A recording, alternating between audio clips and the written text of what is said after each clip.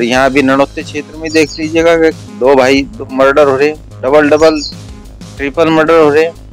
मैनपुरे की आज तक नहीं है खुलासा हो पाया।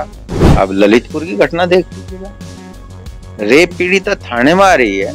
अब तो कुछ रहा ही नहीं, बस इससे आगे तो कुछ नहीं रहा। टूरिज्म का दर्जा दे रहे उसको। विपक्ष ने तो नहीं कहा हमारे लिए टूरिज्म है। क्या विपक्ष नहीं उठाएगा इन बातों को? क्या वो लोग विपक्ष में थे वो भी टूरिज्म का काम कर रहे थे क्या? एक भाई ऐसे भी हैं, एक भाई पुलिस में है और एक भाई बदमाश भी है।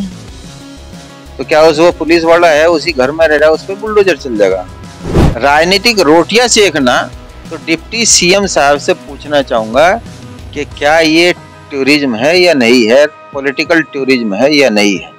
अपनी नाकामियों को छिपाने के लिए सिर्फ एक ही मुद्दा है कि हिंदू मुस्लिम के नाम पर एक इस तरीके की बात परोस दी जाए कि हम सिर्फ उसमें लिपटते रह जाए, बाकी सारे मुद्दे गौण हो जाएं।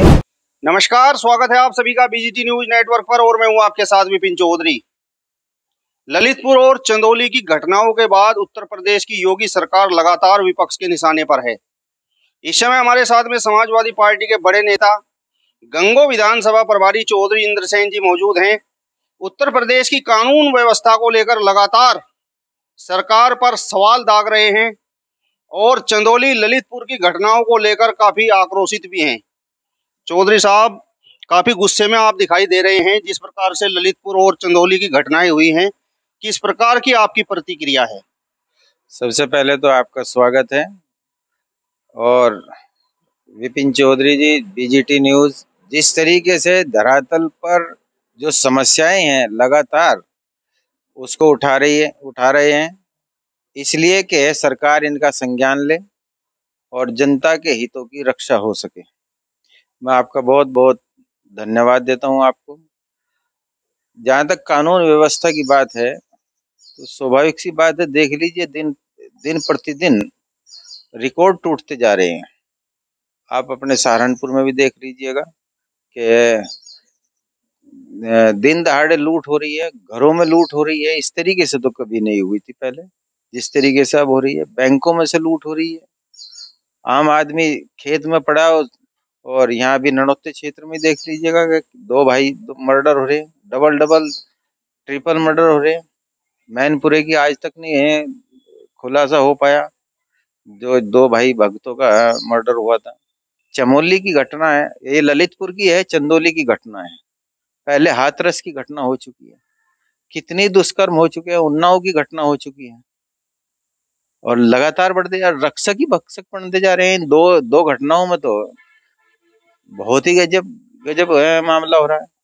चंदौली में पुलिस जिस तरह से गई, क्या इस तरीके से जाना चाहिए था? उस लड़की के साथ मारपीट हुई, उसकी बहन वो भी घायल है और पर्दा डालने पे लगी हुई है। कठोर कार्रवाई होनी चाहिए, बुलडोजर चलना चाहिए ऐसी जगह जो साक्षात दिख रहा है। अब ललितपुर की घटना देख लीजिएगा, रेप पीड़िता थाने में आ रही है।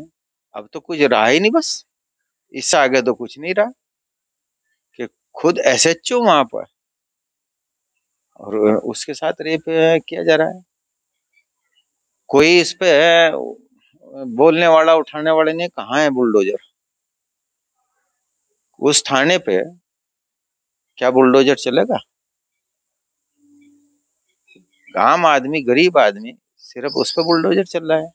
आपने कानून व्यवस्था की बात करी, मेन फोकस तो उसी पे ही है, लेकिन मैं माफी के साथ थोड़ा सा उस पे भी जाना चाहूंगा। भ्रष्टाचार किस कदर है, चारों तरफ भ्रष्टाचार ही भ्रष्टाचार है। विपक्ष तो दोनों ही घटनाओं को लेकर सरकार को कटघरे में खड़ा कर रहा है, लेकिन डिप्टी सीएम कह रहे हैं कि विपक्ष दोनों ही घटनाओं पर राजनीति करने का काम कर रहा है। देखिए, डिप्टी सीएम का जो बयान है वो बहुत ही दुर्भाग्यपूर्ण है। वो सरकार का हिस्सा है, उन्हें ऐसे बचकाना बयान नहीं देना चाहिए। अपने कर्तव्यों को समझना चाहिए, सरकार की जो जिम्मेदारी है उसको समझना चाहिए। आखिर वो सरकार है, सारी चीजों को विपक्ष पे लाद दोगे? विपक्ष अगर मजबूत नहीं होगा तो सरकार कैसे काम कर लेगी? डिप्टी सीएम ये भी कह रहे हैं कि ललितपुर और चंदौली जैसी घटनाएं विपक्ष के लिए एक तरह से पॉलिटिकल टूरिज्म है। क्या, किस तरीके की बात कर रहे हैं वो लोग? टूरिज्म का दर्जा दे रहे हो उसको? विपक्ष ने तो नहीं कहा हमारे लिए टूरिज्म है। क्या विपक्ष ने उठाएगा इन बातों को? क्या वो लोग विपक्ष में थे वो भी टूरिज्म का काम कर रहे थे क्या, जब वो विपक्ष में थे? भाजपा से जुड़े लोग ये कह रहे हैं कि वर्तमान में अगर कोई अपराध करता है तो उसे सजा मिलती है, बुलडोजर चलता है। लेकिन पूर्व की जो समाजवादी पार्टी की सरकार थी, यदि उसमें किसी प्रकार का अपराध होता था, कोई गुनाह करता था, तो उनका फूल मालाओं से स्वागत किया जाता था, लखनऊ बुलाकर। देखो, मुख्यमंत्री जी अपराधियों पे बुलडोजर चलाए, बहुत अच्छी बात है, किसी को कोई परेशानी नहीं, अपराधियों के खिलाफ होना चाहिए। लेकिन उनमें कम से कम जो नीचे स्तर के हैं उन लोगों को भी तो सोचना चाहिए, और मुख्यमंत्री जी को संज्ञान में लेना चाहिए कि क्या आपके बुलडोजर का सही इस्तेमाल नीचे हो रहा है। एक भाई ऐसे भी हैं, एक भाई पुलिस में है और एक भाई बदमाश भी है। तो क्या उस वो पुलिस वाला है उसी घर में रह रहा है, उस पर बुलडोजर चल जाएगा? जो देश के लिए सेवा कर रहा है, फौजी है, क्या उसके घर पे बुलडोजर चल जाएगा? जिस तरीके से मंदिरों से, मस्जिदों से लाउड स्पीकर उतर रहे हैं और अलविदा जुमे की नमाज पर केवल मस्जिदों में ही नमाज अदा की गई, सड़कों पर नमाज नहीं अदा करने दिया गया, तो आप सरकार के इन फैसलों का स्वागत करते हैं?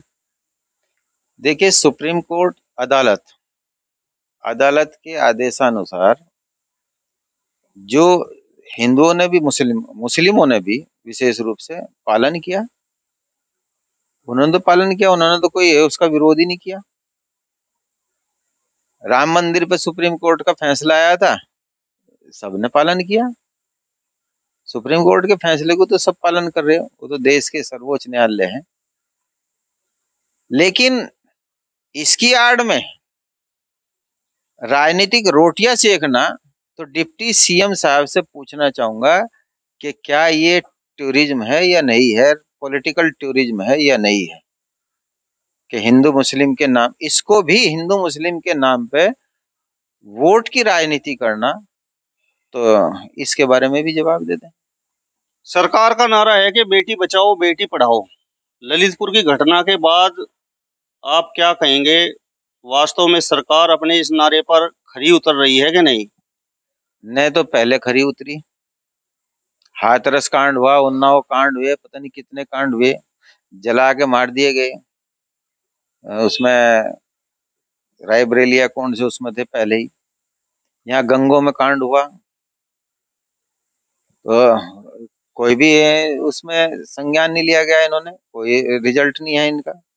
अपनी नाकामियों को छिपाने के लिए सिर्फ एक ही मुद्दा है कि हिंदू मुस्लिम के नाम पर एक इस तरीके की बात परोस दी जाए कि हम सिर्फ उसमें लिपटते रह जाए, बाकी सारे मुद्दे गौण हो जाएं। टीवी चैनल्स पे बहस चला देंगे ध्यान हटाने के लिए। महंगाई है, जब महंगाई बढ़ती जा रही है, आसमान छूती जा रही है, देश के हालात इस तरीके से होते जा रहे हैं कि श्रीलंका जैसे हालात न पैदा हो जाए, तो इन चीजों पर ध्यान देना चाहिए। जो इन्होंने घोषणाएं पहले की थी, विपक्ष में रहते हुए जो मुद्दे उठाए थे, उनका पालन करना चाहिए। लेकिन मैं ये मानता हूं कि आज के समय में पहले वाले जो राजनीति में जिस तरीके के असूल, सिद्धांत, ईमानदारी और सच्चाई वाले लोग थे, जिनकी तरफ जनता देखती थी, आदर्श मानती थी, आज वो सारी चीजें गौण होती जा रही है। तो आज के हालात जैसे होते जा रहे हैं, तो जनता को भी इस पे सोचना होगा, क्योंकि वो परोसते जा रहे हैं। उन्होंने भांप लिया कि जनता हाँ कौन सा चीज का स्वाद लेना चाहिए, तो वही चीज परोस रहे। हमें अपने बच्चों के रोजगार की तरफ भी ध्यान देना चाहिए, हमारे जो रसोई का बजट है उस पर भी ध्यान देना चाहिए, हमारा जो खेती के लागत बढ़ती जा रही है उस पर कोई ध्यान नहीं है। बैंकों में 4 गुना चार्जेस बढ़ गए, जो गरीब आदमी बसों में, टेम्पू में, इनमें यात्रा करते हैं, कई कई गुना उनके किराए बढ़ चुके हैं। रेलवे के कई गुना किराए बढ़ चुके हैं। ये सारी चीजें इनकी जो मार झेल रही है, थोड़ा सा दिया, बाकी है कई गुना जो है दाएं बाएं से लेते जा रहे हैं। गरीब आदमी की हर जरूरत की चीज आज टैक्स के दायरे में है, पहले नहीं थी। एक 1,67,000 करोड़ रुपए का जीएसटी संग्रह हुआ। आखिर ये जनता पे टैक्स लादा गया तभी तो। चलिए, तो ये थे हमारे साथ में समाजवादी पार्टी के गंगो विधानसभा प्रभारी, जिन्होंने चंदौली और ललितपुर की घटनाओं पर अपनी तीखी प्रतिक्रिया देने का काम किया है। फिलहाल इस वीडियो में इतना ही। नमस्कार।